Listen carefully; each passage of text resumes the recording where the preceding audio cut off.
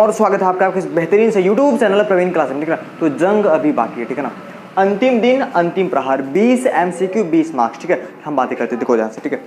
सबसे पहले आपके पास समय ज़्यादा है नहीं, तो मैं ज़्यादा आपका समय लूंगा नहीं, मैं फटाफट से सारी की सारी बातें बताऊंगा, ठीक है ना। बहुत स्पीड में बोलूंगा, लेकिन आपको बातें सब कुछ समझ में आएगी, ठीक है बच्चा। तो थोड़ी सी इस वीडियो को जरूर देख लेना है, ठीक है ना। बातें करते देखो देखो सबसे पहले कि मैं आपको 20 MCQ बता कहाँ से रहा हूँ, है ना, ठीक है। क्या जो मैं बता रहा हूँ आपके एग्जाम में आएगा कि नहीं आएगा, सबसे पहले इस पर बातें कर लेते हैं ना फटाफट। देखो जो 20 MCQ उसका जो बेस है वो क्या क्या है, हमने 2023 का मॉडल पेपर बहुत ध्यान से पढ़ा है, उसमें के प्रश्न मैंने डाले भी हैं और बहुत समझदारी से, ठीक है, जो आना चाहिए, ये जो आपके एग्जाम में आ सकता है, मैंने वैसे प्रश्न लिए, ठीक है बच्चा। तो बहुत देखो मैं एक बार बताऊँ, ठीक है, बहुत ज़्यादा मेहनत करके ये सारा का सारा काम करा है। थोड़ी सी वीडियो को देख लेना, फायदा हो जाएगा, ठीक है। बातें करते हैं। उसके बाद हमने क्या करा है, 2022 में जो पेपर हुआ था, इससे पिछले साल वाला, ठीक है ना, उस पूरे पेपर को मैंने बहुत ध्यान से देखा है, ठीक है। बातें करते हैं। 2013, 15, 17 और 21 में पूछे गए प्रश्नों को बहुत ध्यान से ऑब्जर्व करा है, समझा है, बहुत ज़्यादा जांच पड़ताल करा है कि कौन सा आएगा कौन सा नहीं आएगा, ठीक है। बहुत सोच समझ के, है ना, ठीक है। अब देखो कि पिछले साल के प्रश्नों को हमने देखा बहुत ध्यान से। एक को है हमारे इधर जो फेमस चलती है, एक को राजीव प्रकाशन की सीरीज और एक को विद्या प्रकाशन की, ठीक है। तो दोनों सीरीज को मैंने बहुत मिला के समझा है, जाना है, ठीक है ना। तो इन चीज़ों को देखें और यहाँ से मैं आपको 20 MCQ कराने वाला हूँ, समझ में आएगा नहीं है, ठीक है ना। तो एक बार बताऊँ, देखो सबसे पहले मैं आपको थोड़ी सी बातें समझा दूँ। जो अपने मैथ में है वो टोटल 15 चैप्टर है। कितने चैप्टर है? टोटल 15 चैप्टर है, जिसमें से एग्जाम में केवल 11 चैप्टर में से प्रश्न आने वाले हैं, मतलब 5 चैप्टर कट गए। कौन कौन से? चैप्टर नंबर 2 यानी कि बहुपद, ये आपको नहीं पढ़ना है। चैप्टर नंबर 5 कहाँ गया? चैप्टर नंबर 5, ठीक है ना, ये बिल्कुल भी आपको नहीं पढ़ना है। और चैप्टर नंबर 10 यानी कि वृत्त, और एक हो चैप्टर नंबर 15 यानी कि प्रोबेबिलिटी यानी कि प्रायिकता, ये चैप्टर आपको बिल्कुल भी नहीं पढ़ना, सबसे पहली बात। दूसरी बात, अब देखो टोटल कितने चैप्टर बचे हैं? अब 11 चैप्टर बचे हैं, और 11 चैप्टर्स में भी 2 चैप्टर ऐसे हैं जहां से MCQ नहीं आता है। कौन कौन से? एक को है चैप्टर नंबर आपका चैप्टर नंबर 9, यहाँ से MCQ बिल्कुल भी नहीं आते, नो क्वेश्चन, ठीक है ना, यहाँ से MCQ बिल्कुल भी नहीं पूछे जाएंगे। और एक को आपका है चैप्टर नंबर 11 जो रचना वाला, ठीक है ना, यहाँ से आपको कोई भी MCQ प्रश्न नहीं पूछे जाएंगे। इस बात को आपको ध्यान रखना, ठीक है ना। देखो टोटल बचे कितने? 9 चैप्टर बचे हैं, ठीक है ना। अब 9 चैप्टर से 20 MCQ आने वाले हैं। इसका मतलब तुम अगर एक चैप्टर से 2 MCQ भी लगा लो तो 9 दूनी कितना हो गया? 18 हो गया, है ना। मतलब कि हर चैप्टर से 2 या 3 MCQ आएगा। तो कौन कितना MCQ किस चैप्टर से आने वाला है उसको मैं थोड़ी सी बताता हूँ कि तुम्हारा जो माइंड है वो एकदम से क्लियर हो जाए। देखो फटाफट से, ठीक है। पहला चैप्टर वास्तविक संख्या, यहाँ से 2 या 3 क्वेश्चन आएंगे बच्चा, ठीक है ना। और जो देखो ये तो कट गया है। तीसरा, 2 चरों वाले रैखिक समीकरण, यहाँ से 2 क्वेश्चन आएंगे। क्वेश्चन आगे पीछे भी हो सकता है, और जो क्वेश्चन है वह किसी किसी का 2 हो सकता है, किसी किसी का 3 हो सकता है ना, ठीक है। अच्छा जी आगे बढ़ते हैं। जो द्विघात समीकरण है यहाँ से हमें 3 या 2 क्वेश्चन आएंगे। आगे बढ़ते हैं। जो त्रिभुज है 2 क्वेश्चन, मतलब कि मैक्सिमम 2 क्वेश्चन आएंगे। सही बात है, किसी किसी का 3 आएगा, तभी तो 20 होएगा। समझ में आएगी नहीं आया? देखो अब यहाँ पे मैं आपको एक ऐसी बात बताने वाला हूँ, ऐसी बात, ठीक है ना, जिसको सुन के आपको बहुत मजा आने वाला है। बात क्या है कि मैंने बहुत ध्यान से एग्जामिनर के माइंड को पढ़ लिया है ना, ठीक है, कि उसने पेपर कैसे बनाया है। मैंने बहुत ज़्यादा ऑब्जर्व करा, बहुत ज़्यादा सोचा समझा, ठीक है। देखो जो आपकी जो 20 MCQ है ना, समझ रहे हो, वो है ना 10, 5, 5 इस मॉडल पर आने वाले हैं ना। 10, 5, 5। अब कौन लड़का के सर 10, 5, 5 मॉडल क्या होता है? सुनो, जो 10 प्रश्न होंगे ना 20 MCQ में से, वह एकदम नॉर्मल होंगे, बेसिक होंगे, ठीक है ना, जिसको कोई भी बच्चा कर सकता है। समझ में आएगा नहीं आया? सुनो देखो, जो शुरुआत की नहीं कहूँगा, मतलब कि 20 में से जो 10 प्रश्न होंगे बहुत नॉर्मल होंगे, कोई भी आराम से कर सकता है। लेकिन जो 5 प्रश्न होंगे वो वही बच्चा कर सकता है जो पढ़ने में ठीक ठाक हो। और लेकिन उसके बाद जो 5 प्रश्न हैं वो वही बच्चा कर सकता है जो करने के लिए ही गया है, ठीक है ना, जिसको एक्चुअल में पढ़ लिख कर कुछ करना है ना, ठीक है। तो ऐसे बच्चे, तो जो नॉर्मल प्रश्न हैं, देखो एक बार बताऊँ, मैं आपको यहाँ पे ऐसे कोई भी बातें और नहीं बहकाने वाला हूँ, ठीक है ना, कि मैं ये पढ़ा दूंगा वो पढ़ा दूंगा, ऐसा हो जाएगा वैसा हो जाएगा। ये प्रश्न बहुत गारंटीड है, एकदम यही आएगा, सब बकवास की बात है ना, कुछ नहीं आता, ठीक है ना। सिंपल सा फंडा ये है कि पढ़ना पड़ता है, दिमाग लगाना पड़ता है ना। दिमाग लगाने से दिमाग बढ़ता है और इंसान आगे बढ़ता है ना, नहीं तो रट्टा वट्टा मार के पढ़ लो और क्या बातें करते है ना। थोड़ी सी इस वीडियो को जरूर देख लेना, मैं बार बार कह रहा हूँ, ध्यान से सुनो। तो जो नॉर्मल प्रश्न है इस पे अपन थोड़ी कम फोकस करेंगे, है ना। हम लोग बात करेंगे इस 5-5 वाले मॉडल पे, समझ रहे हो। यानी कि जो ठीक ठाक वाला है और जो थोड़ी सी कठिन वाला है, ठीक है। वो मैं एक बात नहीं कहता हूँ, जो समुद्र में तैर रहा है, ठीक है, तालाब में उसके लिए क्या है जी, तालाब में तो वैसे ही तैर लेगा, है ना। तो कहानी ऐसी है, ठीक है। तो चलिए ये सारा का सारा मिटाते हैं और आपको सब कुछ बताने का प्रयास करते हैं, है ना। हम देखो कैसे पढ़ेंगे, सीक्वेंस में पढ़ेंगे, चैप्टर 1 से स्टार्ट करते जाएंगे और लास्ट तक पढ़ते जाएंगे, यानी संख्याकी तक, है ना। तो शुरुआत कैसे, 2 प्रश्न 3 प्रश्न और किसके रहेंगे, वास्तविक संख्या के, उसके बाद 2 चर वाले रेखिक समीकरण के प्रश्न रहेंगे। ऐसे सीक्वेंस में प्रश्न मैं पढ़ाऊंगा, ठीक है। लेकिन ऐसा हो सकता है कि जो आपका एग्जाम में जो पेपर आए वो उसमें जो प्रश्न है वो आगे पीछे हो ना, ठीक है ना। तो डरना नहीं, ठीक है ना। हो सकता है जो 7वां चैप्टर का जो प्रश्न है वो सबसे पहले हो, पहले चैप्टर का प्रश्न तीसरा वाला हो, तो कुछ भी हो सकता है, डरना मत। बहुत सिंपल तरीके से बताऊंगा, सब कुछ बातें समझ में आएंगी। ओके जी, ओके, ठीक है। तो चलिए क्वेश्चन 1 से स्टार्ट करते हैं और उसको सॉल्व करने का प्रयास करते हैं। देखो सबसे पहली बात बताओ, ठीक है, एग्जाम में माइंड को बहुत शांत रख के सॉल्व करना, ठीक है ना। बहुत ज़्यादा हड़बड़ा मत जाना, ठीक है ना। आराम से सारे के सारे कर ले को, बहुत डरने वाली बात नहीं, ठीक है ना। पढ़ते हैं प्रश्नों को। सबसे पहला कह रहा है कि यदि संख्याओं 306 और 657 का एचसीएफ 9 है, तब संख्याओं 306 और 657 का एलसीएम क्या होगा, ठीक है। देखो जब भी इस सवाल की बात आती है, यानी कि एचसीएफ आपको दिया है और क्या पूछ रहा है, एलसीएम, तो हम यहाँ पे क्या कॉन्सेप्ट लगाते हैं, मैंने आपको क्या सिखाया था कि एचसीएफ ऑफ ए बी, है ना। ए बी मतलब कि ए जो है वो 306 है, बी कितना 657, ठीक है ना। और एलसीएम ऑफ ए बी, इसका हम बराबर क्या करते हैं, ए गुणे बी, ठीक है। देखो एचसीएफ ऑफ ए बी, ए की जगह हम कितना रख देंगे यहाँ पे 306 और ये कितना हो जाएगा 657, ये कितना हो जाएगा 306, ये कितना हो जाएगा 657, ये कितना हो जाएगा 306, ये कितना हो जाएगा 657, है ना। यानी कि हमें क्या पता है, ये बताओ, हमें 306 और 657 का एचसीएफ पता है कितना है, यहाँ पे क्या रख देंगे 9 गुणे एलसीएम पूछ रहा है, किसका पूछ रहा है, उसी का 306 और 657 का, ठीक है ना।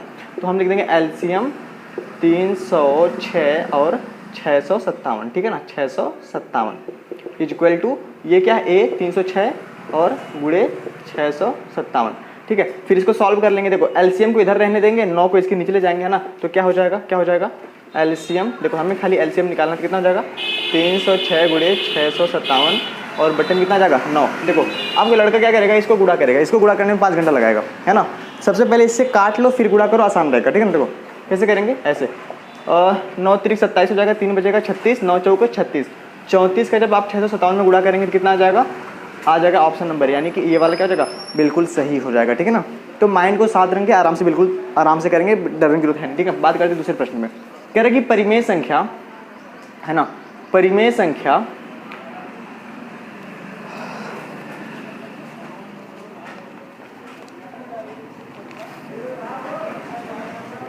ठीक है। बात करते हैं दूसरे प्रश्न में, ठीक है ना। कह रहा है कि परिमेय संख्या 1458/7/1250 का दशमलव प्रसार निम्नलिखित किन दशमलव स्थानों के बाद समाप्त हो जाएगा। देखो जब भी आपको एक परिमेय संख्या दिया होता है और पूछता है कि ये बताओ ये दशमलव के कितने स्थानों के बाद समाप्त हो जाएगा, आप इसको 2 तरीके से कर सकते हैं। पहला, आप डायरेक्ट भाग कर दो तो आपको पता चल जाएगा कि भाई कितने दशमलव के बाद खत्म हो गया, है ना।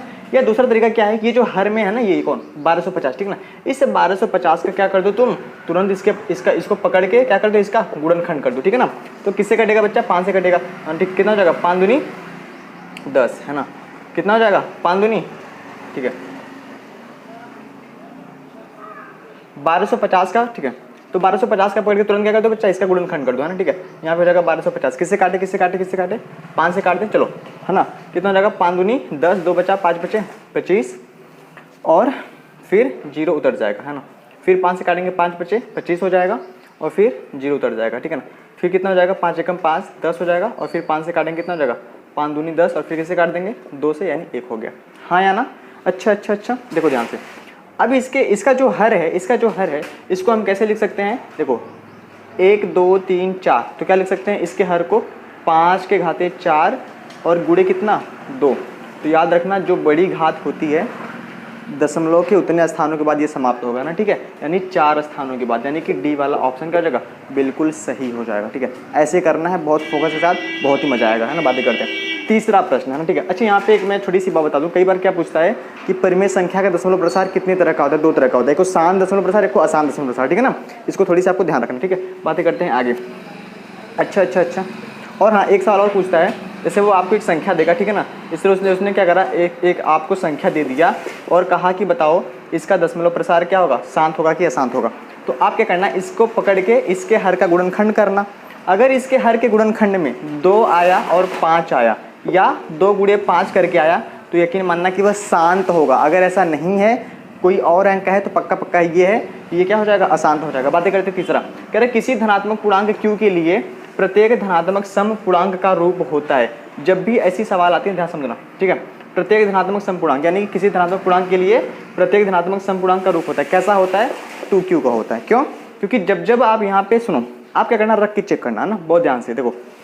तुमने 0 1 2 0 1 2 3 4 5 इन अंकों को ध्यान से रखना, ठीक है ना। अब सुनो, अगर तुम 0 को यहाँ पे रखोगे कितना हो जाएगा, 0 -1 कितना हो जाएगा, -1। तो -1 तो सम नहीं होता है ना भाई, है ना, ठीक है। ये ऑप्शन गलत हो गया, ठीक है। यहाँ पे 0 रखोगे तो क्या हो जाएगा, 1 मिलेगा। यहाँ पे 0 रखोगे 1 मिलेगा, ये भी तो सम नहीं होता है ना। पर यहाँ पे देखो 0 रखो 2 मिलेगा, ठीक है ना, सॉरी 0 रखो 0 मिलेगा, 1 रखोगे कितना मिलेगा, 2 मिलेगा, 3 रखोगे कितना मिलेगा, 2 3 6 मिलेगा, 4 रखोगे 4 2 8 मिलेगा। समझ आ रहे हो? हाँ, तो ये वाला क्या हो जाएगा, बिल्कुल सही हो जाएगा। अगर आप इसमें रखो, इसमें, ठीक है, अगर आप इसमें रखो 0 रखो कितना मिलेगा, ये पूरा 0 हो जाएगा, ये वाला कितना बचेगा, 1 बचेगा। अगर यहाँ पे 1 रखो तो कितना हो जाएगा, 2 1 कम 2 1 3 मिलेगा। अगर आप यहाँ पे क्या रखो, 2 रखो, 2 दूनी 4 1 5। समझ पा रहे हो? तो अगर आपसे पूछ ले कि विषम धनात्मक, क्या पूछ ले, विषम धनात्मक, ठीक है ना। तो विषम धनात्मक पूर्णांक का रूप क्या होता है, 2q + 1, और जो सम होता है उसका होता है 2q। ये बात आपको ध्यान रखनी है, ठीक है ना। जैसे बता रहा हूँ करते जाओ, एक भी प्रश्न गलत नहीं होगा, इस बात की 100% गारंटी है। समझ पा रहे हो? बातें करते हैं आगे। बात करते हैं क्वेश्चन नंबर 4 5 और 6 पे, ठीक है ना। ये जो क्वेश्चन 4 5 6 है, ये आपके चैप्टर नंबर कौन से, 2 चर वाले रैखिक समीकरण युग्म, ठीक है ना। फटाफट से इसको पढ़ते हैं और समझने का प्रयास करते हैं ये कैसे सॉल्व होगा। क्वेश्चन नंबर 4 क्या लिखा, कह रहा है कि x = 0 और 2x + 3y = 12 का प्रतिच्छेद बिंदु समझते हो ध्यान से, ठीक है ना। सबसे पहले अगर आपने पहचान लिया कि किस चैप्टर का, तो बड़ा मजा आएगा, ठीक है। देखो हमारे पास 2 समीकरण, कितने समीकरण, 2 समीकरण। 2 समीकरण कितनी रेखाएं बनती है, 2 रेखाएं। अगर 2 रेखाएं एक दूसरे को क्या करेंगे बच्चा, काटेंगे, तो ये क्या होगा, प्रतिच्छेद बिंदु होगा। तो पूछ रहा है कि वो बिंदु कौन सा है। तो यहाँ पे जो ये बिंदु होगा, यहाँ पे क्या होगा, ऐसे होगा, एक को x का मान होगा, किसका मान होगा, y का। तो जो x का मान उन्होंने पहले से दे दिया भाई, x कितना होगा, 0 होगा। देखो इस ऑप्शन में x, ये x का होता है, ये किसका होता है भाई, तो यहाँ पे तो 0 होना चाहिए था, पर ये नहीं है, ठीक है ना। और कौन सा ऑप्शन, ये दोनों गलत हो गया, ठीक है। अब इसमें या इसमें से कोई एक सही होगा, तो हम क्या करेंगे, x का मान 0 है तो हम यहाँ पे रख देंगे ना। अगर हम यहाँ पे 0 रखेंगे कितना हो जाएगा, ये कितना हो जाएगा, ये 0 हो जाएगा। तो यहाँ से 3y, तो y बराबर कितना हो जाएगा, 12, और 12 बटे कितना हो जाएगा, 3 3 चौक कितना हो जाएगा, 12। यानी कि x बराबर 0 और y बराबर कितना, 4, यानी कि 0 4, यानी कि ऑप्शन बी क्या हो जाएगा, बिल्कुल सही हो जाएगा, ठीक है। बातें करते हैं क्वेश्चन नंबर 5, ठीक है ना। इसमें क्या लिखा गया है, समीकरण 2x, ये हमारे पास एक समीकरण दिया गया है, और दूसरा समीकरण ये का कोई भी हल नहीं होगा यदि a का मान है, ठीक है ना। अब ध्यान सुनो, इस सवाल को सॉल्व करने से पहले मैंने आपको एक कॉन्सेप्ट बताया था। कॉन्सेप्ट क्या बताया था कि जब भी अगर आपके पास ज़िंदगी में 2 समीकरण होते हैं, या तो उसका एक हल होगा, एक हल को क्या कहते हैं, अद्वितीय हल कहते हैं, ठीक है ना। जो दूसरा होगा, दूसरा क्या होगा, या तो एक हल होगा, या तो कोई हल नहीं होगा, या तो अपरिमित रूप से अनेक हल होंगे। तो 3 केस मैंने आपको पढ़ाया था, ठीक है। केस नंबर 1 यहाँ से देख लेते हैं फटाफट से, ठीक है ना। देखो a1/a2, अगर a1/a2 बराबर ना हो b1/b2 के, इस केस में क्या हो रहा था कि एक हल होगा, कितना होगा, एक हल, और इस हल को हम लोग कहते हैं अद्वितीय हल। क्या कहते हैं बच्चा, अद्वितीय हल, ठीक है ना। केस नंबर दूसरा क्या बताया था कि अगर a1/a2 तो बराबर हो जाए b1/b2 के, लेकिन c1/c2 के बराबर ना हो, है ना। इस केस में क्या हो रहा था कि कोई हल नहीं, कोई हल नहीं होगा, ठीक है ना। हल समझते हो, हल का मतलब होता है एक्स वाई का मान, किसका मान, एक्स वाई का मान, ठीक है। अब समझा रहा हूँ। तीसरा केस मैंने क्या बताया था, अगर a1/a2 बराबर b1/b2 बराबर c1/c2 तीनों बराबर हो जाए, तो उस समीकरण के अपरिमित रूप से अनेक हल होते थे। इसमें क्या होता है, जो रेखाएं होती हैं एक के ऊपर एक आती थी, यानी कि समपाती होती थी, ठीक ना। बातें करते हैं। सवाल में क्या पूछा गया कि कोई भी हल नहीं हो, मतलब कि कौन सा लगेगा, कौन सा लगेगा, ये वाला, ठीक है ना। कोई भी हल नहीं हो, है ना। तो क्या लिखेंगे, a1/a2 डज नॉट, सॉरी ये बराबर होगा किसके, b1/b2 के, लेकिन c1/c2 के बराबर नहीं होगा, है ना। अब ये सर a1 b1 c1 क्या होता है, ध्यान से को, ये होता है a1 b1 c1, a2 b2 c2। तो फटाफट से रखते हैं, कितना रखेंगे, 2, है ना। हमें क्या निकालना है, a का मान, a कहाँ पे आया, यहाँ पे, ठीक है। 2 कितना हो जाएगा, 3, b1 कितना है, b1 a है, फटाफट से देखो, है ना। और b2 कितना है, b2 कितना है, b2 है -5, और ये ऐसा नहीं, है ना, ठीक है। और c1 कितना है, c1 है 1, और c2 कितना है 7, ठीक है। इस ऐसे तो मतलब है नहीं, हमें किसका मान चाहिए, a का मान चाहिए। इसका मल्टीप्लाई यहाँ, इसका यहाँ, कितना हो जाएगा यहाँ पे, -10 और 3 का a में। अगर हम a बराबर निकालें तो कितना हो जाएगा, नहीं दिख रहा है, यहाँ से देखो a बराबर कितना हो जाएगा, -10 बट्टे कितना हो जाएगा, ये 3 इसके बटने चला जाएगा, ठीक है ना। तो -10/3 कौन सा ऑप्शन, कौन सा ऑप्शन, ऑप्शन नंबर सी हो जाएगा, बिल्कुल करेक्ट, ठीक है। बातें करते हैं बातें करते हैं। अच्छा इसमें देखो एक छोटी सी सवाल है, ठीक है, बहुत बच्चों वाली सवाल है, ये मैंने क्वेश्चन में नहीं लिखा है ना, ठीक है, ऐसा ही दे दिया है ना। सवाल क्या है कि समीकरण हमारे पास दिया गया है का वर्गांकित कागज पर आलेख खींचने पर प्राप्त रेखा होगी, है ना। प्राप्त रेखा कैसी होगी? एक्स अक्ष के समांतर होगी, वाई अक्ष के समांतर होगी, या एक्स अक्ष तथा वाई अक्ष दोनों के प्रतिच्छेद करेगी, या मूल बिंदु से होकर जाएगी। ध्यान से चेक करो, इसमें केवल एक का समीकरण दिया गया है। कह रहा है कि इससे जो ये जो समीकरण दिया गया है उससे जो रेखा है वह क्या मतलब कैसे होके जाएगी, है ना। एक्स अक्ष के समांतर, ध्यान से देखो हमारे पास समीकरण क्या है, 2x - 5 बराबर का 0। यहाँ से हम x का मान निकालेंगे, 5 उधर जाएगा तो प्लस हो जाएगा और 2 इसके बटे में हो जाएगा। अगर इसको डिवाइड करेंगे तो कितना आएगा, 2.5, 5 का आधा 2.5। अब हमारे पास क्या है, ये x अक्ष है, ये क्या है, y अक्ष है। अब बताओ x का मान 2.5, 2.5 कहीं यहाँ पे होगा, यहाँ पे मान लीजिए ये है ना, ये 0 है, ये 1 2, तो कहीं पे यहाँ पे होगा 2.5 है ना, ठीक है। अगर हम यहाँ से एक रेखा खींचते हैं तो मुझे बताओ वो किसके समांतर है, वो तो y अक्ष के समांतर है। इसका मतलब कि बी वाला ऑप्शन क्या हो जाएगा, बिल्कुल सही हो जाएगा, ठीक है ना। ऐसे बातें करते हैं आगे, ओके जी, ओके। बात करते हैं क्वेश्चन नंबर 6 7, ठीक है ना। देखो ध्यान से, ठीक है ना, ये है चैप्टर नंबर 4 यानी द्विघात समीकरण का। सबसे पहले मैं आपको थोड़ी सी एक बात बता दूं कि देखो मैं कैसे पढ़ा रहा हूँ, ठीक है ना। अगर आपने इन प्रश्नों को कर लिया तो जो आसान से प्रश्न हो उसको तो तुम वैसे ही कर ले जाओगे, है ना। इसलिए बता रहा हूँ तो थोड़ी ध्यान से देख लेना, ठीक है बच्चा। अगर ये कर लिया तो वो कर लिया, ठीक है, सिंपल, बहुत सिंपल है ना। मैंने वही बात कही ना, ठीक है, कि जो समुद्र में तैरा है, ठीक है, तालाब में उसके लिए क्या है जी, है ना। तो वही वाली बात है, ठीक है। बातें करते देखो यहाँ पे एक सवाल लिखा गया कि द्विघात समीकरण, 6वां प्रश्न पढ़ते हैं, ठीक है ना। द्विघात समीकरण, है ना, के बारे में निम्न कथनों पर विचार कीजिए। यहाँ में 4 कथन दिया गया है। दिए गए समीकरण का विविक्तकरण 0 से कम है, समीकरण के कोई मूल वास्तविक नहीं है, समीकरण का विविक्तकरण 0 है, समीकरण के मूल वास्तविक हैं, और फिर कह रहा है कि निम्नलिखित में से, देखो एक का प्रश्न है, याद रखना, ठीक है ना। निम्नलिखित में से सही उत्तर का चयन कीजिए कि क और ख दोनों सही है, कि क और घ सही है, कि ग और घ सही है, या केवल क सही है, ठीक है ना। देखो जब भी आपके दिमाग में विविक्तकर नाम सुनना, जब भी मूल समान नाम सुनना, जब भी वास्तविक कुछ भी सुनना, ठीक है ना, सबसे पहले तुम इसका पकड़ के डी निकाल देना। क्या निकाल देना, डी। डी बराबर क्या होता है बच्चा, b² - 4ac।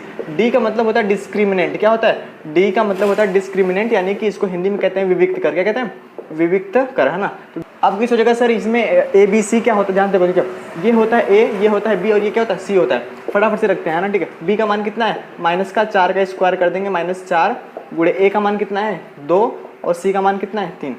यहाँ से कितना हो जाएगा, यहाँ से 4 का स्क्वायर 16 हो जाएगा, 4 दूनी 8 त्रिक कितना हो जाएगा 24। देखो ये -24 है, -24 में 16 करेंगे कितना आएगा, -8 आएगा, है ना। अब देखो यहाँ पे मैंने आपको 3 केस पढ़ाया था। कितने केस पढ़ाया था, 3 केस, है ना। 3 केस। पहला केस क्या होता है, अगर विविक्तकरण जो डी का मान है वह 0 से बड़ा हो। दूसरा है अगर डी का मान 0 के बराबर हो। तीसरा है अगर डी का मान 0 से क्या हो, छोटा हो। अगर डी का मान 0 से बड़ा हुआ तो उसके क्या होते थे, उसके जो मूल होते थे, मूल समझते हो, मूल का मतलब हल, मतलब कि x के मान, उसका जो मूल होता था वह क्या होता था, वह वास्तविक तथा भिन्न का मतलब अलग अलग, ठीक है ना।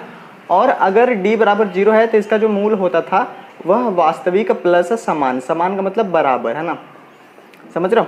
अगर d का मान 0 से छोटा हुआ, 0 से छोटा मतलब कि अगर d का मान माइनस में चला जाए, है ना, तो वो क्या होता था, वो जो मूल होता था वह काल्पनिक होता था, ठीक है। उसको कहते थे कि वास्तविक नहीं है, वास्तविक नहीं है ना। अब आज देखो अपना जो d का मान आया है वो -8 आया है ना। तो दिए गए समीकरण का विविक्तकरण 0 से कम है, बिल्कुल जी 0 से कम है। समीकरण के कोई मूल वास्तविक नहीं है, ये मूल क्या है, वास्तविक नहीं है। इसका मतलब कि क और ख क्या है, दोनों सही है। इसका मतलब कि ऑप्शन नंबर कौन सा, ऑप्शन नंबर ए क्या हो जाएगा, बिल्कुल सही हो जाएगा।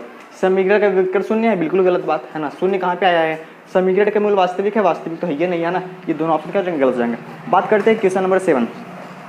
कहा गया कि यदि समीकरण x² + kx - 5/4 = 0 का एक मूल क्या हो, 1/2 हो, तो k का मान होता है। ध्यान सुनो, जिंदगी में कभी भी अगर आपके पास द्विघात समीकरण है ना, उसमें जो मूल का मतलब हल का मतलब x का मान, कभी भी अगर आप उसके हल निकालते हो तो x के 2 मान आते हैं ना। अब वो कह रहा है कि अगर एक मान दिया है 1/2 तो k का मान, देखो अब ये जो मान है वो किसका मान है, x का मान है। फटाफट से यहाँ पे रख देंगे, है ना, ठीक है। यहाँ से देख लो, है ना, कितना हो जाएगा, 1/2 का स्क्वायर कर लूँगा प्लस k रख दूंगा, और देखो इसके बीच में गुणा है ना, यहाँ पे कितना रख दूंगा, 1/2 रख दूंगा, -5/4 बराबर कितना हो जाएगा, 0 हो जाएगा। 1/2 का स्क्वायर कितना हो जाएगा, 4 हो जाएगा, और कितना हो जाएगा ये प्लस 1/2 k हो जाएगा, -5/4 बराबर का 0, है ना। ध्यान से समझना, ध्यान से, ठीक है ना। इसको यहीं पे रहने देता हूँ, है ना, ठीक है ना। और इन दोनों को उधर ले जाते हैं ना, तो जब मैं इसको इधर लेके जाऊँगा कितना हो जाएगा 5/4 प्लस में हो जाएगा, और जब ये इधर माइनस जाएगा तो कितना हो जाएगा माइनस का 1/4, और इधर भी कौन बचा है 1/2 के बचा है ना, मुझे लग रहा है कि दिख रहा होगा है ना, ठीक है। अब देखो 4 क्या है यहाँ पे, यहाँ जो 4 है वो हर में सेम है, तो 5 में से 1 निकला कितना हो जाएगा 4 हो जाएगा है ना, और कितना हो जाएगा 1/2 के बराबर 0, तो 4 से 4 कट गया तो कितना हो गया 4 से 4 कट गया तो 1 हो गया, यानी कि 1/2 के बराबर का 1। अब सुनो ये के इसके है ना ऐसे है ना, ये दो इधर भाग में ले जाके क्या हो जाएगा गुणा हो जाएगा, यानी के बराबर कितना हो जाएगा 2, तो के बराबर इसका 2, यानी कि ऑप्शन ए क्या हो जाएगा बिल्कुल सही हो जाएगा है ना। तो बात करते हैं ठीक है, यहाँ पे क्या लिखा गया है, कह रहा है कि यदि द्विघात समीकरण 3x² + 12x + c बराबर 0 के मूल्य समान हो तो c का मान, यहाँ पे क्या है c आया है, कह रहा अगर इसके मूल्य समान है तो c का मान, देखो मूल्य समान कब होते हैं जब d बराबर क्या होता है 0 होता है, तो हम क्या करेंगे d बराबर रख देंगे 0, d का मान कितना होता है b² - 4ac बराबर 0। अब ध्यान से सुनो ठीक है, ये क्या होता है a होता है, ये होता है b और ये क्या होता है c होता है, तो c की जगह c है, कोई दिक्कत वाली बात नहीं है ना, ध्यान से समझना।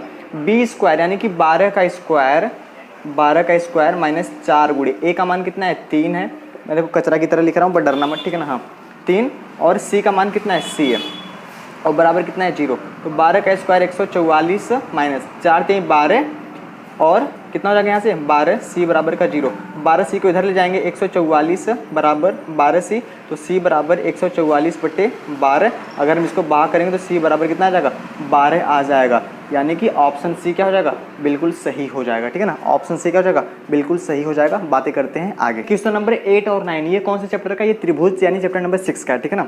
तो सॉल्व करते हैं, समझते हैं कि सारी की सारी बातें कैसे हो रही हैं, ठीक है ना। तो बाबू एक बात बताऊँ, ठीक है, वीडियो को थोड़ी जरूर देख लेना यार, ठीक है, पूरा का पूरा देख लेना, बहुत ज़्यादा फायदा हो जाएगा, ठीक है। तो सारी की सारी बातें समझा रहा हूँ, ध्यान से देखो, ठीक है। कह रहा है कि यदि एक समकोण त्रिभुज ABC में कोण C कितना अंश है 90 अंश है, AC 3 सेंटीमीटर, BC 4 सेंटीमीटर है, तो बिंदु C से जाने वाली माध्यिका की माप है, ऑप्शन ABCD आपके पास दिया है, दिख जाएगा, ध्यान सुनो। ये कह रहा है कि त्रिभुज ABC क्या है, कोण C 90 अंश है ना। जब भी कोण C 90 अंश होता है तो हम त्रिभुज कैसे बनाते हैं, त्रिभुज ऐसे बनाते हैं, ठीक है ना। बहुत ध्यान से समझना, बहुत ध्यान से, ठीक है। तो हमें क्या कहा गया कि जो C 90 अंश मतलब कि C हमें यहाँ पे रखना पड़ेगा, ठीक है ना। और A भी जो बचे हैं आपका मन करे जहाँ पे भी लिख दो, ठीक है ना। A यहाँ पे लिख दो, B यहाँ पे, B यहाँ पे, जैसे मन करे वैसे लिख दो, गलत नहीं होगा, ठीक है। बातें करते हैं, कोण C कितना है बाबू 90 अंश है, और सुनो यहाँ पे कहा गया कि जो AC है वो 3 सेंटीमीटर है और जो BC है वो कितना है 4 सेंटीमीटर है। तो बिंदु C से जाने वाली माध्यिका, बिंदु C कहाँ पे यहाँ पे, इससे क्या जा रही है माध्यिका। माध्यिका क्या करता है, जो सामने वाली भुजा होती है उसको 2 बराबर भागों में बांटता है, ये होता है माध्यिका, ठीक है ना। तो हमें कह रहा है इस माध्यिका की लंबाई, इस माध्यिका की माप कितनी होगी। याद रखना किसी समकोण त्रिभुज में जो माध्यिका की जो लंबाई होती है वह कर्ण की आधी होती है ना। एक बार मैंने आपको और सवाल बताया था, ठीक है ना, उसमें थोड़ी सी गलत बताया था, ठीक है, आज से बता रहा हूँ, है ना। तो किसी भी समकोण त्रिभुज में जो माध्यिका की जो लंबाई होती है वह कर्ण का आधा होता है। अब सुनो, ये 3 है, ये 4, तो ये कितना होगा 5, पाइथागोरस प्रमेय से, है ना। अब 5 होगा तो ये जो होता है इसका आधा होता है, तो 5/2 कर देंगे, यानी कितना हो जाएगा 2.5, यानी कि ऑप्शन नंबर क्या हो जाएगा ए बिल्कुल सही हो जाएगा। बात करते हैं आगे, है ना, इसको मिटा देता हूँ फटाफट से, ठीक है। तो बात करते हैं क्वेश्चन नंबर 9 की, ठीक है। इसमें क्या लिखा है, कह रहा है कि 2 समरूप त्रिभुजों की भुजाएं 4 संबंधी 9 के अनुपात में है, इन त्रिभुजों के क्षेत्रफलों का अनुपात होगा, ठीक है। मोस्ट इंपॉर्टेंट प्रश्न, ठीक है, बहुत प्यार से समझाऊंगा, बहुत सिंपल, ठीक है, आराम से इसको देखना, ठीक है। देखो 2 समरूप त्रिभुज, जब भी 2 समरूप त्रिभुज की बातें करता है ना, तो कह रहा है कि उनकी भुजाओं का अनुपात कितना है 4 संबंधी 9, है ना। तो हमें क्या करना है, इन त्रिभुजों के क्षेत्रफलों का अनुपात। देखो एक होता है क्षेत्रफल, फटाफट समझना, ठीक ना, एक होता है क्षेत्रफल और इसमें क्या कहा गया, एक तरफ कहा गया भुजा, ठीक है। 3 बातें बताऊंगा, पहली बात, ठीक है, दूसरी बात, अगर क्षेत्रफल के साथ में क्या कहा गया, ऊंचाई कहा गया है, ठीक है ना, और तीसरी बात, अगर क्षेत्रफल के साथ में आपको क्या कहा गया है, परिमाप, ठीक है ना। बहुत ध्यान से समझना, बहुत ध्यान से, ठीक है, ये तीसरी बात है ना, ठीक है। ये दूसरी बात, अगर आपको भुजा दिया है कितना 4 संबंधी 9, है ना, अगर भुजा दिया 4 संबंधी 9 तो क्षेत्रफल क्या हो जाएगा, सीधा सीधा क्या करना, इन दोनों का स्क्वायर कर देना, ठीक है। 4 का स्क्वायर 16 हो जाएगा, 9 का स्क्वायर कैसे हो जाएगा, यानी कि इसका ऑप्शन कौन सा हो जाएगा, डी वाला क्या हो जाएगा, बिल्कुल सही हो जाएगा। सही बात है, ये बात समझ में आई कि नहीं आई, है ना, ठीक है। बातें करते हैं आगे। अगर ऊंचाई दिया है, ठीक है ना, मान लेते हैं ऊंचाई कितना दे दिया है, ऊंचाई आपको दे दिया है, मान लेते हैं 3 और 4, ठीक है ना, 3 और 4 ऊंचाई दे दिया उसने, ठीक है ना, और पूछा क्षेत्रफल, 3 का स्क्वायर कितना हो जाएगा 9, 4 का स्क्वायर कितना हो जाएगा 16, ये ऐसे सही हो जाएगा, है ना। कई बार क्या होता है उल्टा भी पूछ लेता है ना, मान लेते हैं उसने भाई क्षेत्रफल दे दिया, क्षेत्रफल क्या दे दिया कि भैया क्षेत्रफल आपका है कितना 20 संबंधी 45 है ना, तो बताओ इसकी भुजा कितनी होगी, है ना। क्षेत्रफल बड़ा होता है ना। तो देखो कैसे करेंगे, बहुत सिंपल बता रहा हूँ। पहले क्या करना, 20 बट्टे क्या करना 45 कर देना, ठीक है ना। फिर इसको काट के छोटा कर लेना, तो किससे कटेगा 5 चौक 20 और 5 नवा 45, है ना। क्षेत्रफल बड़ा होता है, भुजा छोटा होता है, इसमें स्क्वायर करते हैं, इसको हम करड़ी के अंदर रखेंगे। दोबारा बता रहा हूँ, ठीक है ना। अगर भुजा दिया है, क्षेत्रफल निकालना है तो इसका स्क्वायर करते हैं। अगर क्षेत्रफल दिया है और भुजा निकालना है तो पहले काट लेना, फिर उसको करड़ी में रख लेना। तो जब हम करड़ी में रखेंगे कितना आ जाएगा 2/3 आ जाएगा, और यही हो जाएगा भुजा का अनुपात, यानी कि 2/3, ठीक है। ये बात ध्यान रखना, ठीक है ना। ध्यान से समझो इसमें, ठीक है ना। अगर मान लेते हैं कि आपको क्या करा है, है ना, आपको क्या है, परिमाप कितना दे दिया है 40 और 60, ठीक है ना। परिमाप आपको 40 और 60 दे दिया है, और आपसे क्या पूछ रहा है, क्षेत्रफल पूछ रहा है ना। तो 40 का स्क्वायर कर देंगे कितना हो जाएगा 1600, और 60 का स्क्वायर 3600, कितना हो जाएगा 3600। 2 जीरो कट गया, इसको काट लेंगे, है ना, नहीं तो ऑप्शन में मिलेगा नहीं। 4 चौक 16 और 4 9 36, 4 संबंधी 9 हो जाएगा। ये बात आपको अब तक समझ में आ गई होगी, ठीक है ना। तो उल्टा भी दे सकता है और सीधा भी दे सकता है, इस बात को आपको ध्यान रखना है, नहीं। बात करते हैं आगे। अच्छा, किसी को ऐसा तो नहीं लग रहा कि सर बहुत तेज़ तो नहीं पढ़ा रहे हैं ना, ठीक है बच्चा, ठीक है ना। मैं नहीं चाह रहा हूँ कि मैं आपका बहुत ज़्यादा समय लूँ, ठीक है। और आज अंतिम दिन है, जान लगा के काम करो, ठीक है ना। जान लगा दो या तो जाने दो, ठीक है ना। तो इस पे अपन काम कर रहे हैं, ठीक है। देखो बातें बताऊँगा बहुत सिंपल से। ये है आपका कोऑर्डिनेट ज्योमेट्री, यानी कि निर्देशांक ज्यामिति वाला, ठीक है ना। यहाँ से भी करीब 2 प्रश्न आते हैं, फटाफट से समझते हैं। पहला कह रहा है कि वाई अक्ष पर एक बिंदु है, जो बिंदुओं ये हमारे पास एक बिंदु ये है और ये से समदूरस्थ है। जब भी आप समदूरस्थ सुनना, फटाफट से क्या करना, है ना। जब भी सुनो, ये कह रहा है कि वाई अक्ष पर एक बिंदु, किस अक्ष पे बच्चा, वाई अक्ष पे, ठीक है ना। अगर वाई अक्ष पर एक बिंदु है तो यकीन मानना, फटाफट से ये वाला चित्र बनाना, ठीक है ना। वाई अक्ष पे अगर एक बिंदु है, पक्का है कि x बराबर 0 होगा, और वाई अक्ष पे है तो एक बिंदु y होगा। अगर x अक्ष पे बिंदु होता तो क्या होता कि इसमें x तो होता पर y बराबर 0 होता। इस बात को आपको ध्यान देना पड़ेगा, ठीक है ना। a हम लिख देंगे यहाँ पे, है ना, a, इसको p कह दूंगा, ठीक है ना। a हो जाएगा कितना 6, 5, और ये हो जाएगा -4, 3। और हमसे कह रहा है कि समदूरस्थ है तो उसका निर्देशांक क्या होगा। अच्छा, जिसमें 0 आ रहा होगा x पे वही सही होगा ना।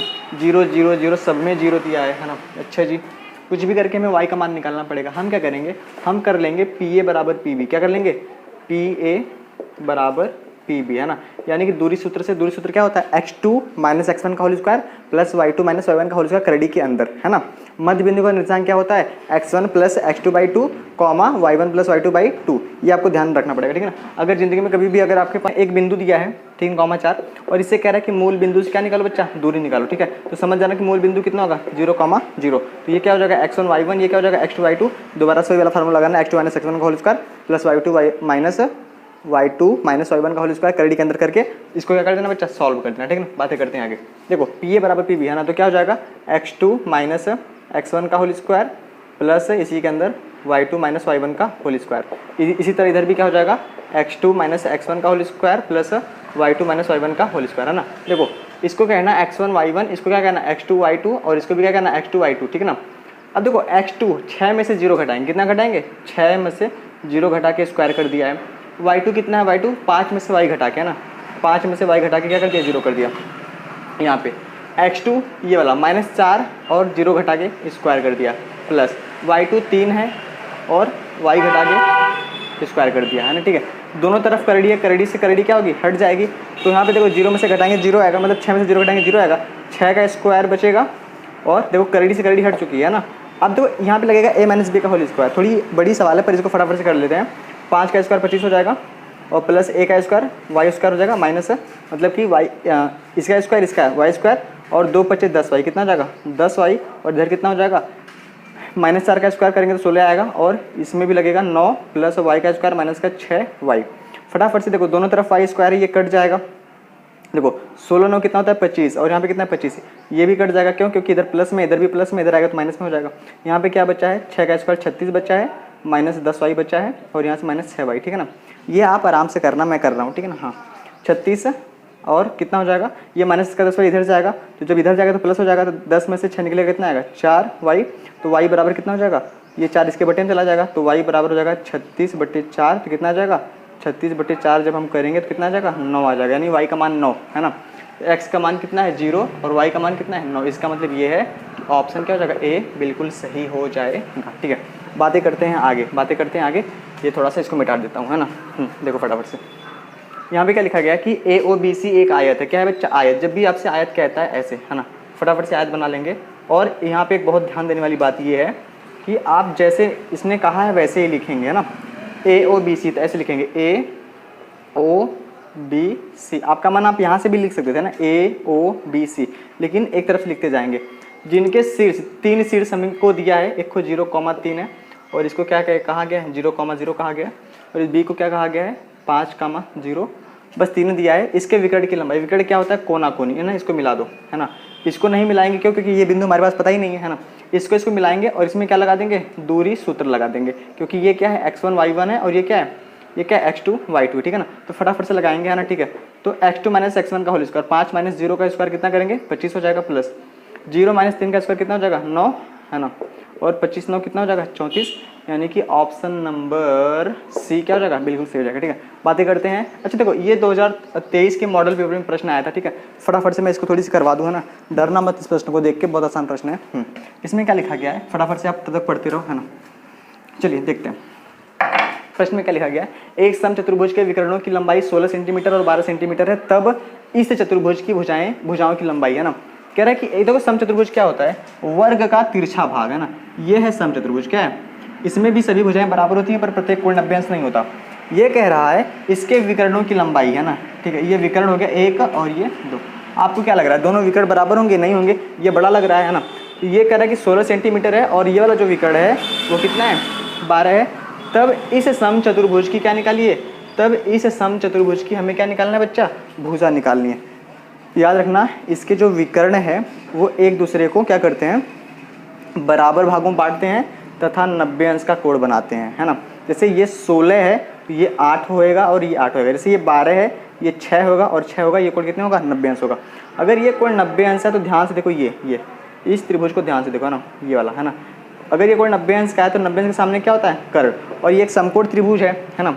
तो हमारे पास हमें पता है ना, पाइथागोरस प्रमेय से कर्ण का स्क्वायर बराबर आधार का स्क्वायर प्लस लंब का स्क्वायर कर देंगे तो आ जाएगा, ठीक है ना। ये हमें, ये तो एक भुजा ही है ना भाई, हमें भुजा चाहिए ना, तो भुजा, है ना, ये भुजा हमें निकालनी है। तो क्या हो जाएगा? 6 का स्क्वायर 36, 8 का स्क्वायर 64, है ना। ये क्या है? कर्ण का स्क्वायर चल रहा है ना, ठीक है। तुम लोग देखो, मैं फास्ट कर रहा हूँ क्योंकि मैं पढ़ा रहा हूँ, ठीक है ना। कर्ण का स्क्वायर 36 64, तो कितना हो जाएगा? 100। जब यहाँ से स्क्वायर हटाएंगे करनी में आएगा तो कितना हो जाएगा? 10, ठीक है ना। इसका मतलब कि ऑप्शन बी क्या हो जाएगा? बिल्कुल सही हो जाएगा, ठीक है। बात करते हैं आगे, ठीक है। तो बात करते हैं क्वेश्चन नंबर 12 पे, ठीक है ना। अब हम लोग पहुंच चुके हैं ट्रिग्नोमेट्री पे, ठीक है ना। क्योंकि ट्रिग्नोमेट्री में कुछ बातें बता रहा हूँ फटाफट से, ठीक है। इसको देख लेना, इससे बाहर क्वेश्चन आ ही नहीं सकता, ठीक है ना। आराम से सारी बातें करते हैं। देखो, सबसे पहले क्या कहा गया है? पहला क्वेश्चन नंबर 12 पढ़ते हैं। कह रहा है कि 2 tan 30 बटे 1 - tan स्क्वायर 30, ठीक है ना। जब भी ऐसी सवालें आती हैं फटाफट से आपको क्या करना है? कुछ नहीं, tan 30 का मान रखना है। तो tan 30 का मान कितना होता है? कितना होता है? देखो, 2 गुणे इसके और इसके बीच में क्या बच्चा? गुणा है, ठीक है ना। tan 30 का मान होता है 1/3 बटे, है ना, ठीक है। इसको मैं थोड़ा और ऊपर से लिखूँ, है ना, ठीक है। कितना हो जाएगा? 2 गुणे 1/3 बटे 1 माइनस tan स्क्वायर 30, है ना। तो tan 30 का मान कितना होता है? 1/3। इसका अपन क्या कर देंगे? स्क्वायर कर देंगे, ठीक है। फटाफट इसको करते रहेंगे ना। इसका ऊपर गुणा हो जाएगा 2 और यहाँ से कितना जाएगा? 3 और बटे, देखो 1 माइनस, जब इसका स्क्वायर करेंगे यहाँ से 1 आ जाएगा, 1 का स्क्वायर 1 और 3 का स्क्वायर करेंगे 3 हो जाएगा, है ना। इसको सॉल्व करेंगे 2/3, इसका यहाँ मल्टीप्लाई, तो 3 × 3, 3 में से 1 निकला 2, 2 बटा कितना हो जाएगा? 3 हो जाएगा, है ना। इसको कैसे सॉल्व करते हैं? 2/3 लिखेंगे, इसको ऐसे उल्टा करके लिख देंगे ना, मतलब 3 को ऊपर कर देंगे और 2 को कैसे कर देंगे? 2 को नीचे कर देंगे। देखो 2 से 2 कट गया, है ना।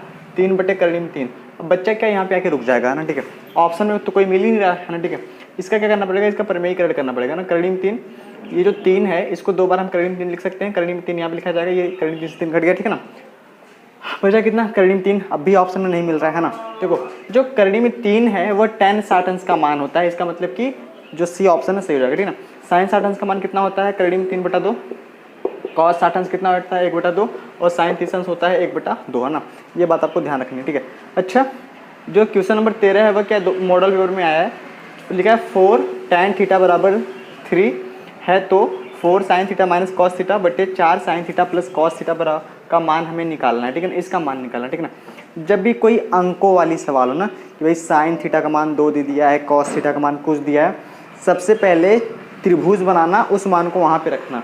जैसे यहाँ पे क्या लिखा गया है? यहाँ पे क्या लिखा गया है कि 4 tan थीटा बराबर 3, है ना। तो पहले हम क्या लिख लेंगे इसको ऐसे, tan थीटा बराबर ये 4 इसके बटे में चला जाएगा 3/4, फटाफट से एक समकोण त्रिभुज बना लेंगे, है ना। ठीक है, देखो ये होता है लंब और ये क्या होता है आधार, है ना। लाल बट्टे कक्का को मत भूलना, ठीक है ना, लाल बट्टे कक्का। ये होता है साइन, कॉस लिखा होता है tan, है ना। तो लाल, ठीक है, लंब बट्टे कर्ण साइन का होता है, कॉस का आधार बट्टे कर्ण होता है, tan का लंब बट्टे आधार। तो लंब बट्टे आधार, तो लंब कितना है 3 है, आधार कितना है 4। अगर ये 3 4 तो ये कितना होगा 5 होगा, ठीक है ना। अब साइन थीटा, साइन थीटा बराबर क्या होता है लंब बट्टे कर्ण। तो सारे के सारे मान यहीं पे रख दो, है ना। 4 गुणे साइन थीटा बराबर क्या होता है लंब बट्टे कर्ण, तो 3/5 माइनस कॉस थीटा बराबर क्या होता है आधार बट्टे कर्ण, है ना, 4/5। सेम इसमें भी 4 गुणे साइन थीटा का मान कितना होता है 3/5, है ना। ठीक है, और प्लस कॉस थीटा बराबर 4/5, ठीक है। और ये क्या सॉल्विंग पार्ट है ना। ठीक है, अब इसको सॉल्व कर लेंगे तो आपका आंसर आ जाएगा, ठीक है। कितना जाएगा 4 तिहाई 12/5 माइनस 4/5, और ये मेन बटा ये वाला 4 तिहाई 12 गुणा हमेशा ऊपर का ऊपर होता है, इसके बटे एक होता है, इसका यहाँ करेंगे तो 5 आएगा, और प्लस 4 बटे कितना हो जाएगा 5, ठीक है। देखो हर समान ध्यान कितना हो जाएगा 5, 12 में से 4 निकला 8 हो जाएगा, हर समान तो 5 उतर जाएगा, 12 4 कितना हो जाएगा 16, 5 से 5 कट गया, तो 8/16, यानी कितना बचा 8/16। अगर इसको काटेंगे तो 1/2 आ जाएगा, यानी कि ऑप्शन नंबर सी क्या हो जाएगा बिल्कुल सही हो जाएगा। अच्छा, ये एक बड़ा फेमस सवाल आता है, ठीक है ना, मैंने ऐसे अलग से लिख लिया है ना, 2021 में आया था। ज़िंदगी में कभी भी अगर ऐसा सवाल है tan 46 अंश प्लस a बराबर cot 30 अंश, और आपसे पूछ रहा है कि a का मान बताओ, है ना, यानी यहाँ पे जो a है मान बताओ। याद रखना ऐसी सवालों का लॉजिक क्या होता है कि दोनों तरफ tan करेंगे या तो दोनों तरफ cot करेंगे, ये इससे कट जाएगा तभी a का मान निकलेगा, है ना।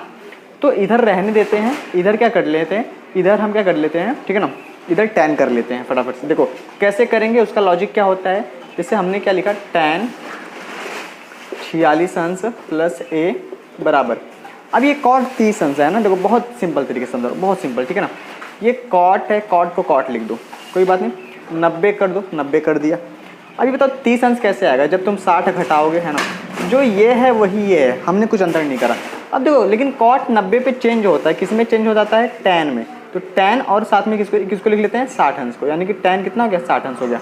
अब देखो ध्यान से, ये इसके बराबर है, tan से tan कट गया, तो 46 कितना बचा 46 अंश a, सॉरी 46 अंश प्लस a बराबर कितना हुआ 60 अंश, है ना। ठीक है, तो a बराबर कितना हो जाएगा 60, और ये 46 को इधर भेज देंगे, है ना, तो कितना जाएगा 14, है ना। ठीक है, इसका मतलब इसका जो आंसर हो जाएगा 14 हो जाएगा, ठीक है ना। अच्छा जी, है ना। अब ध्यान सुनो, एक सवाल बड़ा इंपॉर्टेंट ये वाला भी है ना, ठीक है, ये 2022 में आया था, बहुत इंपॉर्टेंट सवाल है ना। तो थोड़ा कचरा मिटाते हैं फिर आपको समझाते हैं, जैसे हमने क्या करा ये सब मिटा दिया है ना। थोड़ी आप समझ के लिख लेंगे वीडियो को पीछे करके, है ना, कोई दिक्कत वाली बात नहीं। ये इंपॉर्टेंट सवाल है, क्या लिखा है कि कॉसेक ए बराबर सेक ए, और कुछ ऐसा दिया है, लड़के इसे डर जाता है ना, इसे नहीं डरना है, ठीक ना। हमें किसका मान निकालना है एंगल ए का, यानी कि ए का मान निकालना है। अब ध्यान से देखो कुछ ऐसा ही दिख रहा है ना, tan cot कोसेक सेक, यानी कि हमने कहा ना दोनों तरफ एक के करेंगे, ठीक है ना। कोसेक सेक, तो हम लोग क्या करने वाले हैं, देखो अगर मैं ऐसे लिख दूँ कोसेक ए बराबर क्या है सेक ए, है ना। अच्छा जी, देखो यहाँ पे क्या करने वाले हैं, यहाँ पे क्या करने वाले हैं, अगर मैं इसको ऐसे लिख दूँ, ठीक है ना, बहुत ध्यान से, ठीक है। अगर मैं लिख दूँ सेक, दोनों तरफ होना चाहिए सेक 90 माइनस ए, तो देखो अगर सेक 90 पे किस में चेंज होता है कोसेक में, दोबारा से वही आ जाएगा, है ना, ऐसे। तो सेक ए, है ना, सेक से सेक कट गया, 90 माइनस ए बराबर ए, ये वाला ए इधर चला जाएगा, 90 बराबर कितना हो जाएगा 2a, तो ए बराबर कितना हो जाएगा 90/2, यानी कि 45। ए का मान कितना आ गया 45, ये आपको ध्यान देना, ठीक है। और सबसे इंपॉर्टेंट प्रश्न ये वाला है, इसको देख लो बच्चा, ठीक है ना। क्या लिखा है साइन 2a बराबर 2 साइन ए, है ना। अब देखो यहाँ पे तो साइन दोनों तरफ है ना, तो यहाँ पे अब तक जो लॉजिक चल रहा था वो नहीं चलेगा। कैसे करेंगे, तो अगर हमारे पास ऑप्शन दिया है, क्या दिया है ऑप्शन लिख लेता हूँ। ऑप्शन ए है 0 अंश, ऑप्शन बी है 30 अंश, ऑप्शन सी है 45 अंश, ऑप्शन डी है 60 अंश, ऐसे करके ऑप्शन दिया है ना।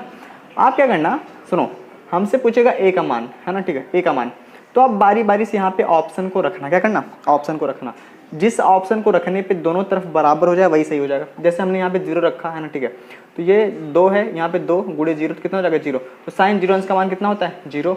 अगर हम यहाँ पे 0 रखते हैं, ठीक है ना, अगर हम यहाँ पे क्या करते हैं 0 रखते हैं, तब भी साइन अंश कितना होता है 0 होता है ना। इसका मतलब कि ये जो ए वाला ऑप्शन है बिल्कुल सही हो जाएगा, ठीक है ना। तो इस तरह के सवाल को ऐसे करते हैं, ओके जी, ओके। ठीक है, तो बातें करते हैं क्वेश्चन नंबर 14, 15 और 16, ठीक है ना। देखो एक बताऊँ, थोड़ी सी यार, ठीक है, वीडियो को पूरा देख लेना, ठीक है ना, आराम से बातें समझ लेना, ठीक है, आएगा मज़ा, है ना। 14, 15 और 16 क्या लिखा गया है, ये क्वेश्चन चैप्टर नंबर 12 और 13 के हैं। देखते हैं, कह रहा है कि यदि एक वृत्त का परिमाप वर्ग के परिमाप के क्या है, बराबर है, तो उनके क्षेत्रफलों का अनुपात। देखो वृत्त का परिमाप क्या होता है, जैसे ये वृत्त है, ठीक है ना, इसकी परिधि है ना, और एक को क्या है, वर्ग है ना, ठीक है। इन दोनों का जो परिमाप है वो आपस में क्या है, बराबर है, तो उनके क्षेत्रफलों का अनुपात। अच्छा देखो, वृत्त की जो परिधि होती है क्या होती है, 2 पाई आर। ये किसके बराबर, वर्ग के परिमाप। वर्ग का परिमाप क्या होता है, 4 भुजा। क्या होता है, 4 भुजा। भुजा कितनी है, ए है ना। अगर ऐसा है तो हमें उनके क्षेत्रफलों का अनुपात जब भी कहेगा हम बटे में लिखेंगे ना। तो वृत्त का क्षेत्रफल क्या होता है, पाई आर स्क्वायर बटे, और जो वर्ग होता है उसका क्षेत्रफल क्या होता है, भुजा स्क्वायर, यानी कि भुजा मतलब ए का स्क्वायर। अब ध्यान से देखो, हमें ए का मान चाहिए, है ना। ए का मान हम यहाँ से निकाल लेंगे फटाफट से, ठीक है ना। ए बराबर, ये 4 इसके बटे में चला जाएगा, यानी कि 2 पाई आर पहले से था, इसके बटे में कितना चलेगा, 4। तो 2 से कट जाएगा, 2 दूनी 4, है ना।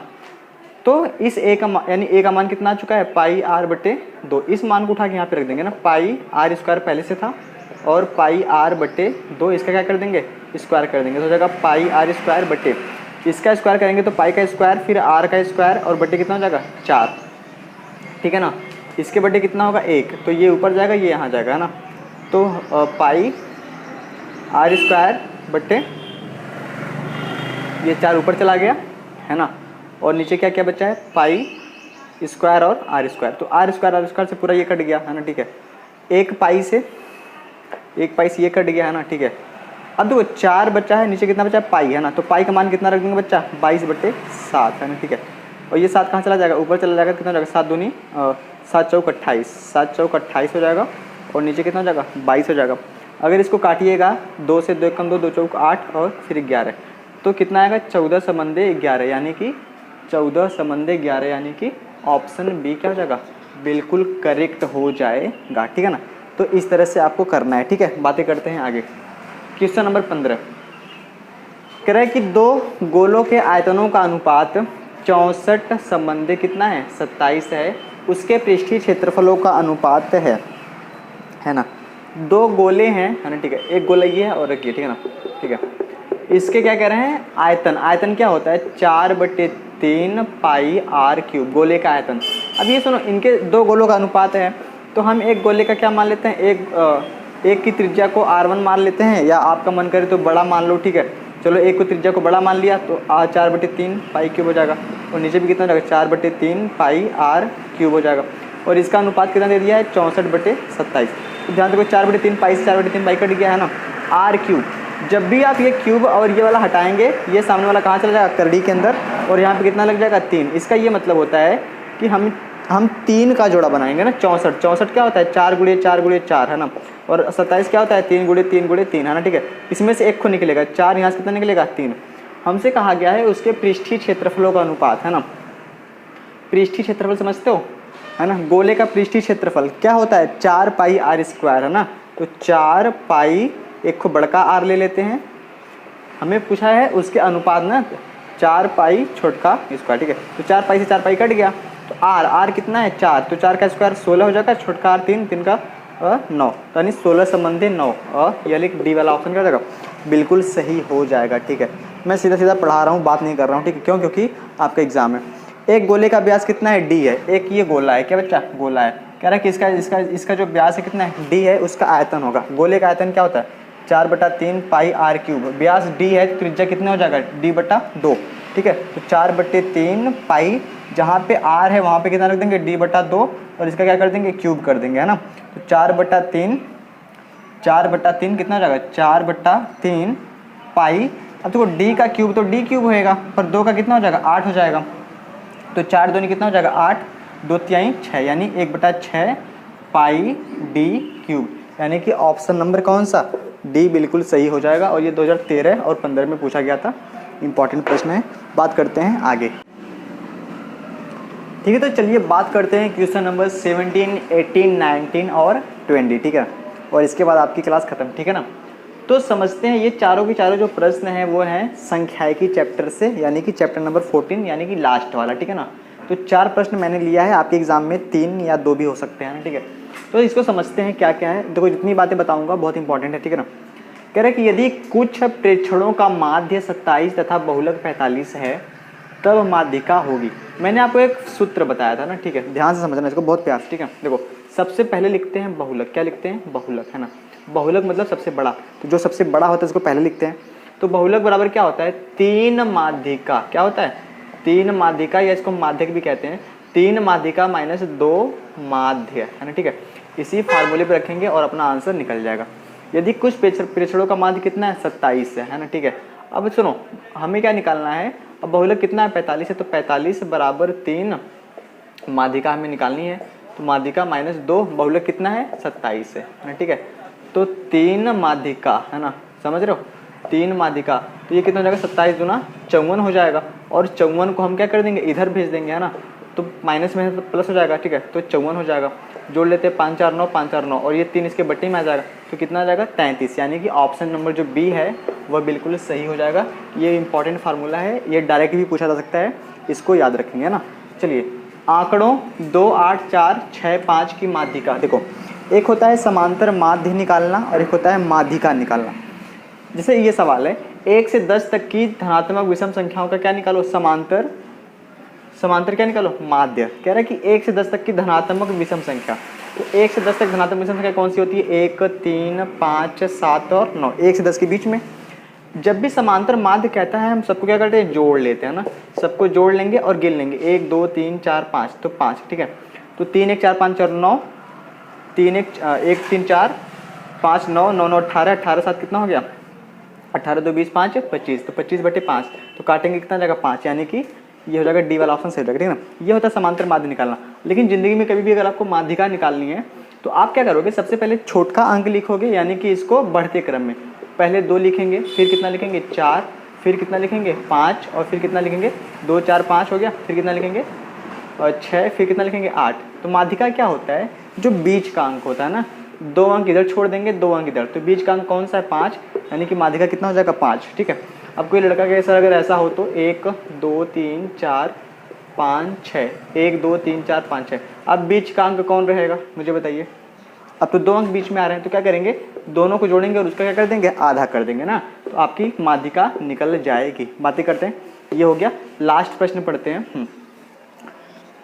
यदि आंकड़े 2 3 4 5 5 5 6 7 7 7 और यहाँ पे क्या लिखा है, अल्फा, ये क्या लिखा है बच्चा, अल्फा, डरना नहीं है, ठीक है ना, तथा 2 का बहुलक 7 है तो अल्फा का मान होगा, ठीक है। हमारे पास ये आंकड़ा दे, बहुलक क्या होता है, जो अंक सबसे ज़्यादा बार आता है, तो कौन आया है, 5 3 बार आया है, और जो 7 है वो भी कितनी बार आया है, 3 बार आया है। सवाल में हमसे क्या कहा गया है कि इसका जो बहुलक है कितना है, 7 है, तब अल्फा का मान। अब सुनो, अगर अल्फा की जगह 7 रहा होगा तभी बहुलक होगा, क्योंकि 7 सबसे ज़्यादा बार हो जाएगा, है ना। मतलब अल्फा की जगह 7 रहा होगा, इसका मतलब अल्फा का मान कितना हो गया, अल्फा का मान कितना हो गया, 7, है ना, ठीक है। ये बात आपको ध्यान देनी है ना, ठीक है। तो अल्फा का मान कितना हो जाएगा, 7 हो जाएगा, ठीक है। तो ये हो गया आपका द एंड, है ना, ठीक है। तो वीडियो को पूरा देखने के लिए बहुत बहुत धन्यवाद और थैंक यू वेरी मच, ठीक है ना, और बाय, ठीक है।